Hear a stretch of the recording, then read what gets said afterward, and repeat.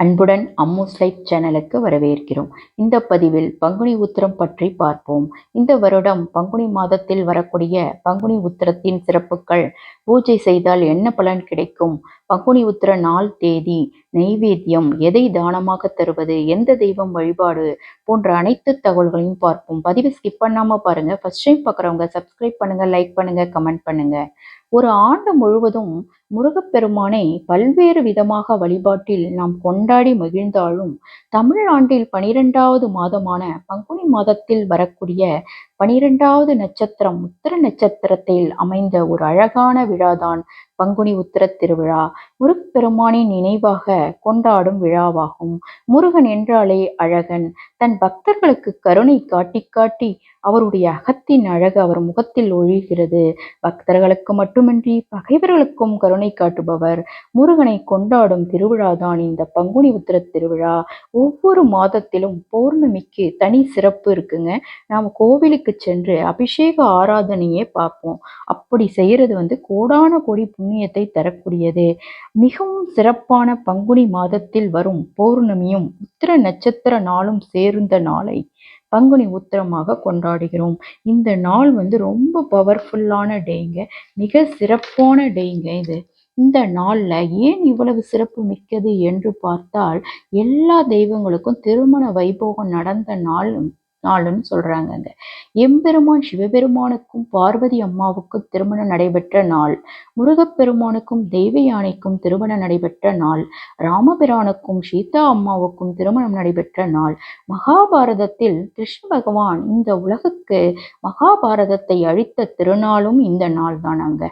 எல்லா கோவில்களையும் கல்யாண உற்சவமாக கொண்டாடப்படும் உன்னதமான நாளாகும். அது மட்டுமல்லாது மகாபாரதத்தில் அர்ஜுனை அவதரித்த நாளும் இந்த பங்குனி உத்திர திருநாளாங்க. கல்விக்கு அதிபதியான சரஸ்வதி தேவி பிரம்மதேவனை கரம் பிடித்த நாளும் இந்த பங்குனி உத்திர திருநாள். இப்படி நிறைய சிறப்புகள் மிக்க விசேஷம் நடந்த நாள்தான் பங்குனி உத்திர திருநாள்.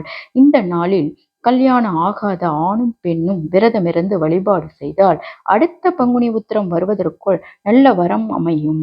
கல்யாணம் ஆனவர்களும் இந்த விரதத்தை இருக்கலாங்க. அவர்களுக்கு குடும்ப ஒற்றுமை மேம்படும். பிரிந்த தம்பதியர்கள் ஒன்று சேர்வார்கள். இல்லற வாழ்க்கையில் நல்லபடியாக அமையும்.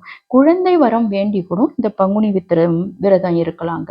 இந்த வருடம் ஏப்ரல் 1ஆம் தேதி 2026 புதன்கிழமை பங்குனி உத்திர திருநாள் வருதுங்க. உத்திர நட்சத்திரம் பார்த்தீங்கன்னா 31ஆம் தேதி மாலை 3:20க்கு தொடங்கி ஏப்ரல் 1ஆம் தேதி மாலை 4:17 வரை இருக்குங்க. பௌர்ணமி திதி பார்த்தீங்கன்னா 1ஆம் தேதி காலையில் 7:38க்கு ஆரம்பித்து 2ஆம் தேதி காலையில் 7:57 வரை இருக்குங்க. நாள் முழுவதும் பௌர்ணமி திதி இருக்கு. அன்று பிரம்ம முகூர்த்தத்தில் எழுந்து குளித்து விட்டு பூஜை ரூமை சுத்தம் செஞ்சுக்கோங்க. பூக்களால் அலங்காரம் பண்ணிக்கோங்க. ஒரே ஒரு நெய் தீபம் ஏற்றி வைத்து விரதத்தை நீங்கள் ஆரம்பிக்கலாம். நாள் முழுவதும் உங்களால் சாப்பிடாம இருக்க முடிஞ்சுன்னா இருந்து விரதம் இருங்க. அப்படி இல்லாதவங்க பால் பழம் மட்டும் சாப்பிட்டு விரதம் இருக்கலாம். சாமிக்கு நெய்வேத்தியம் பார்த்தீங்கன்னா பால் வைக்கலாம், பழம் வைக்கலாம், தேன் தினை மாவு வைக்கலாம், கல்கண்டு சாதம், சர்க்கரை பொங்கல் வைக்கலாம். அதெல்லாம் முடியாதவங்க ட்ரை ஃப்ரூட்ஸும் பால் பழம் மட்டும் வச்சு நீங்கள் வழிபடலாம். நமக்கு தெரிந்த முருகன் பாடல், வேல் மாறல், வேல் வகுப்பு, கந்தர் அலங்காரம் போன்ற புத்தகங்கள்லாம் நீங்கள் படிக்கலாங்க. காலை முதல் மாலை வரை ஓம் சரவணபவ என்ற மந்திரத்தை உச்சரிக்கலாம். மாலையும் நெய் தீபம் ஏற்றி முருக மந்திரம் ஜபிக்க வேண்டும். திருமணம் வரம் வேண்டி இருப்பவர்கள் அருணகிரிநாதர் எழுதிய 101வது திருப்புகழ், விரல் மாறல் அணிந்து மலர்வாளி சிந்த மிகவாளில் இருந்து வெயில் காய என்ற திருப்புகளையும், குழந்தை வரம் வேண்டியிருப்பவர்கள் ஜெகமாயை உற்ற என் அகவாழ்வில் வைத்து திருமாது கெற்பர் உடல் உரித்து என்று ஆரம்பிக்கும் திருப்புகளையும் நீங்க படிச்சு விரதம் இருந்து வழிபட்டால் முருகன் அருளை பெறலாம். இந்நாள்ல ஆலயத்தில் நடக்கும் திருக்கல்யாண உற்சவம் பார்த்து வழிபாடு செய்வது மிகவும் விசேஷமானது, புண்ணியத்தை தரக்கூடியது. முருகப்பெருமான் தெய்வ யானை, சிவபெருமான் பார்வதி தேவி இருக்கிற கோலத்தையும் ஸ்ரீமன் நாராயணனையும் சேவிப்பது மிகவும் விசேஷமானது. இந்த நாள்ல குலதெய்வ வழிபாடு மிகவும் சிறப்புங்க. குலதெய்வம் தெரியாதவங்க முருகப்பெருமானையே குலதெய்வமாக வழிபாடுவது சிறப்பு.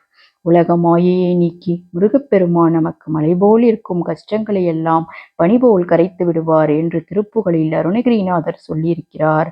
நம்பிக்கையுடன் பங்குனி உத்திர திருவிழாவில் விரதமிருந்து வழிபடுங்கள். பால் குடம் காவடி எடுக்கிறவங்க 3 ஆண்டு தொடர்ந்து செய்யணுங்க. சில பேர் வேண்டிக்கிட்டு பால் குடம் காவடிலாம் எடுப்பாங்க. வருஷம் வருஷம் பங்குனி உத்திர நாளில் பால் குடம் காவடி எடுப்பது மிகவும் விசேஷமானது. தானம் பார்த்தீங்கன்னா நீர்மோர் பானகம் மக்களுக்கு வழங்குவது மிகவும் சிறப்புங்க. கோவிலுக்கு போய்ட்டும் நீங்கள் தானம் பண்ணலாம். இல்லை வீட்டில் இருந்தும் நீர்மோர் பானகம்லாம் தானம் பண்ணலாம். சில பேர் விசிறி தானம் கூட செய்வாங்க. முருகப்பெருமானை உள்ளம்போடு வழிபாடு செய்து பங்குனி உத்திர திருவிழாவை அழகாக கொண்டாடி முருகப்பெருமான் அருளை பரிபூர்ணமாக பெற்று மகிழலாம். இப்பதிவு பிடித்திருந்தால் ஃப்ரெண்ட்ஸ் ரிலேட்டிவ்க்கு ஷேர் பண்ணுங்க, சப்போர்ட் பண்ணுங்க. நன்றி, வணக்கம்.